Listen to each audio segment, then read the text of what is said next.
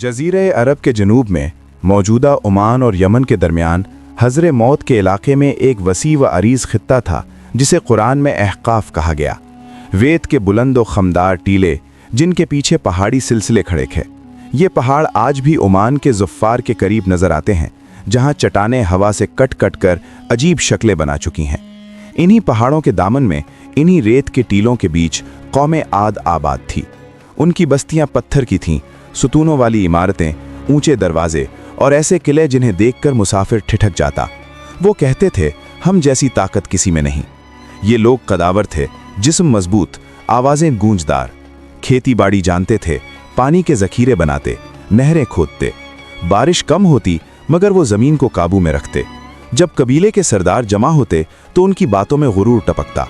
एक सरदार ने एक दिन कबीले के मजमे में कहा, देखो हमारे सुतून, देखो हमारे किले, कौन है जो हमें झुका सके। मजमे से आवाज़ आई, कोई नहीं, हम आद हैं, और हंसी कहकहों में बदल गई।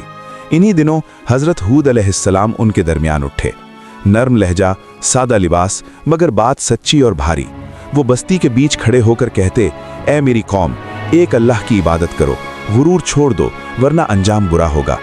एक नौजवान ने तंजिया हंसी के साथ कहा, हूद, क्या तू हमें हमारी ताकत छोड़ने को कहता है? एक और बोला, अगर अजाब सच्चा है तो लाकर दिखा। हुजूम में कहकहे गूंजे और हूद की आवाज़ रेत में दब गई। वक्त गुजरता गया, बादल कम होते गए, कुओं का पानी नीचे उतरने लगा। बुजुर्गों ने तशवीश जाहिर की, मगर सरदारों ने कहा, यह आर्जी है, हमारे माबूद हमें कभी नहीं छोड़ेंगे। एक दिन दूर उफक पर स्याह बादल दिखाई दिए। लोग खुशी से निकल आए। एक औरत ने अपने बच्चे को उठाकर कहा, बारिश आएगी। सरदार ने आसमान की तरफ देखकर ऐलान किया, देखा, हमने कहा था ना। मगर वो बादल बारिश नहीं, फैसला लेकर आए थे। पहले दिन तेज हवा चली, रेत आंखों में भरने लगी। दूसरे दिन हवा सर्द हो गई, कांटदार। तीसरे दिन हवा ने चीखना शुरू किया, घरों के दरवाजे बंद किए गए। एक आदमी चीख कर बोला, ये क्या हो रहा है? दूसरे ने कांपती आवाज में कहा, ये हूद की बातें थीं क्या?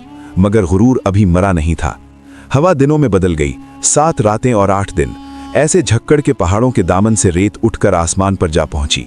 सुतून गिरने लगे। एक किले की दीवार गिरी तो अंदर खड़ा सरदार चीखा, हम मजबूत हैं।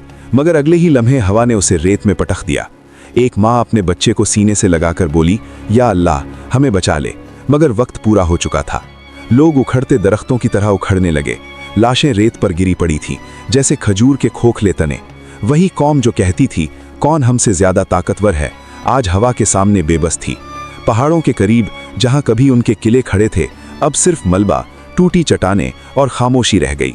हजरत हूद अलैहिस्सलाम और उन पर ईमान लाने वाले महफूज रहे, क्योंकि सच हमेशा रास्ता पा लेता है। सदियां गुजरी, रेत ने सब कुछ ढांप लिया, मगर कहानी मिट्टी में कैद न रह सकी। आज भी ओमान के ज़फ़ार और हज़र मौत के बीच जब तेज़ हवाएं चलती हैं तो मकामी लोग कहते हैं, ये आद की हवा है। एक चरवाहा अपने बेटे से कहता है, बेटा, ताकत पर गुरूर न करना, देखो इन पहाड़ों को, ये गवाह है। बच्चा हैरत से पूछता है, क्या वो वाकई यहाँ रहते थे? बाप जवाब देता है, हाँ, इन्हीं पहाड़ों के पास, इन्हीं रेत के टीलों में।